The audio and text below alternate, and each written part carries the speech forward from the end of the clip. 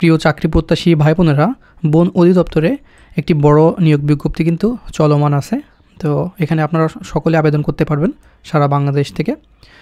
আর এখানে আপনার সর্বনিম্ন যোগ্যতা, আপনারা যারা উচ্চ মাধ্যমিক সার্টিফিকেট বা সমান পরীক্ষায় উত্তীর্ণ হলে আবেদন করতে পারবেন 286 পদে, বন প্রহরী এই পদে। তাছাড়া অনেকগুলো পদ আছে এখানে। আর এটি সম্পূর্ণ আবেদন প্রসেস আপনাদের মাঝে দেখাই দেবো। আপনি মোবাইল দিয়ে কীভাবে আবেদন করবেন সম্পূর্ণ প্রসেস দেখাই দেবো। তো আবেদন প্রসেস দেখানোর আগে আপনাদের কাছে একটি রিকোয়েস্ট থাকবে, আপনি যদি আমাদের ইউটিউব চ্যানেলে নতুন দর্শক হয়ে থাকেন, দেখেন সাবস্ক্রাইব লেখা একটি বাটন আছে, এখানে ক্লিক করে সাবস্ক্রাইব করে পাশে থাকা বেল ঘন্টাটি অল করে দিবেন। তাহলে আমরা যখনই নতুন নতুন সার্কুলার ছাড়বো সবার আগে আপনার ফোনে নোটিফিকেশন চলে যাবে, সবার আগে দেখে নিতে পারবেন। তাছাড়াও দেখেন বন অধিদপ্তরে বন প্রহরীর কাজ কী এবং পরীক্ষার ধরন বিষয়ে আমি একটি ভিডিও আপলোড করেছিলাম। এখানে আপনি পরীক্ষা সম্পর্কে বিস্তারিত আলোচনা করেছি এবং বন প্রহরী সহ বিভিন্ন প্রমোশন সুযোগ সুবিধা আমি আলোচনা করেছি, এটা দেখে আসতে পারেন। তাহলে চলুন আমরা আবেদন প্রসেসটা দেখে নিই।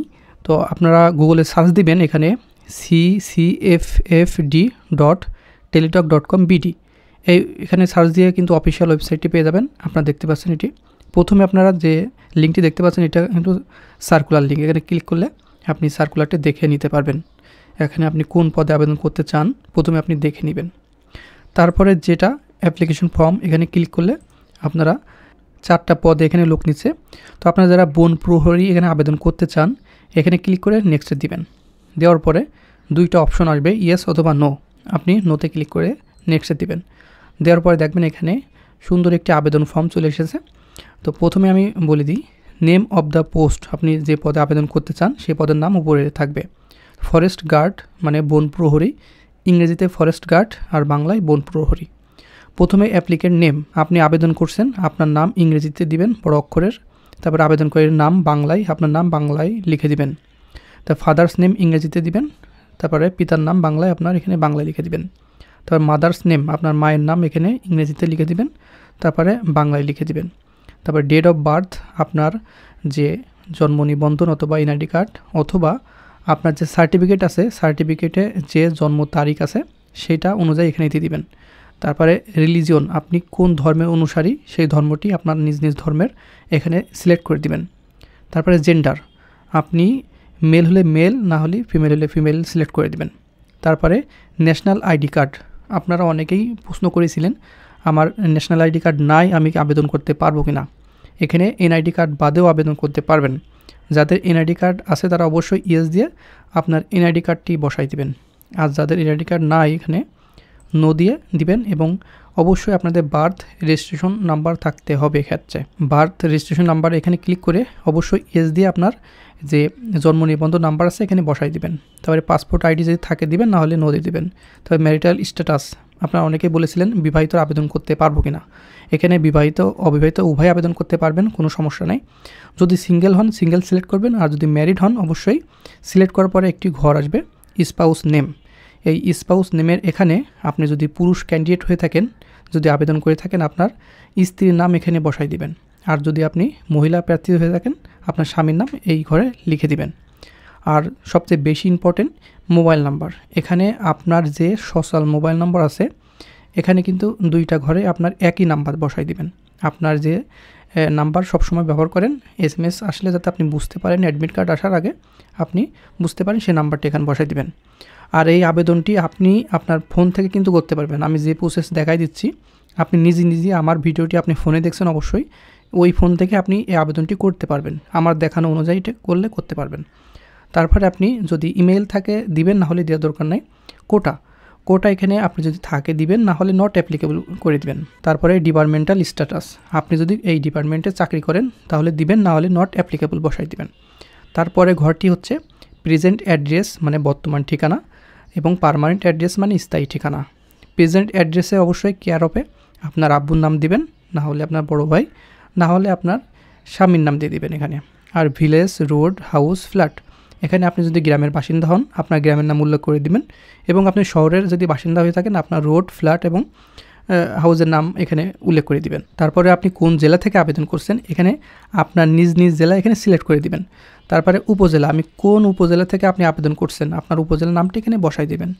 এটা কিন্তু সম্পূর্ণ আমি দেখানোর জন্য বলছি, এগুলো কিন্তু আপনারটা আপনি পূরণ করে দিবেন। এবং পোস্ট অফিস, আপনার পোস্ট অফিসগুলো এখানে লিখে দিবেন। তারপরে আপনার পোস্ট কোড, এই পোস্ট কোডটা কোথায় পাবেন আপনার যে এনআইডি কার্ড আছে সেই এনআইডি কার্ডের পিছে দেখেন 4 ডিজিটের একটি সংখ্যা আছে, ওই সংখ্যাটা হচ্ছে পোস্ট কোড। আর আপনার যদি এনআইডি কার্ড না থাকে আপনার আব্বুর এনআইডি কার্ডের পিছনে দেখবেন 4 ডিজিট আছে, ওখানে ওই 4টা সংখ্যা হচ্ছে পোস্ট কোড বসাই দেবেন। এবং আপনার প্রেজেন্ট অ্যাড্রেস এবং পার্মানেন্ট অ্যাড্রেস যদি একই হয় এই সেম অ্যাজে ক্লিক করলে আপনার দুইটাই এক হয়ে যাবে, আপনার এটা লেখা লাগবে না। তবে আপনার বর্তমান ঠিকানা এবং স্থায়ী ঠিকানা আপনি যেখানে জন্মগ্রহণ করেছেন সবসময় সিটি যাই সেই ঠিকানা আপনি এখানে দিবেন। তারপরে এসএসসি, আপনার এসএসসি লেভেল এখানে এসএসসি সিলেক্ট করবেন।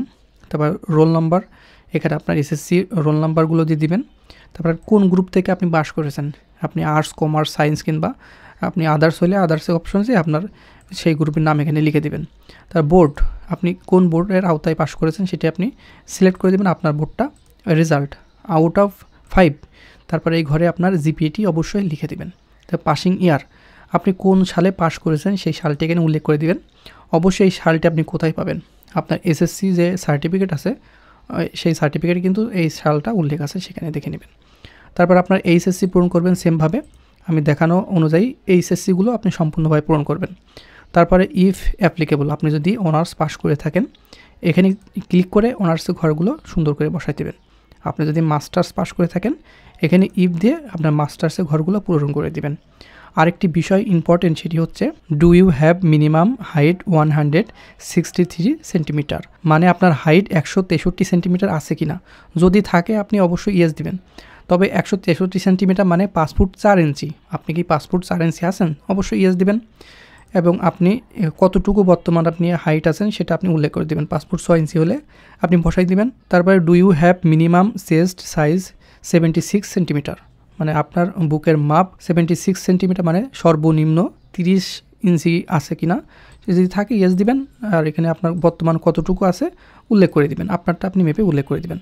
তারপরে যে ভেরিফিকেশন কোড আছে এখানে এই ক্যাপচাটা আপনি যদি না বুঝে থাকেন ক্লিক হেয়ারে ক্লিক করবেন, এটি চেঞ্জ হবে।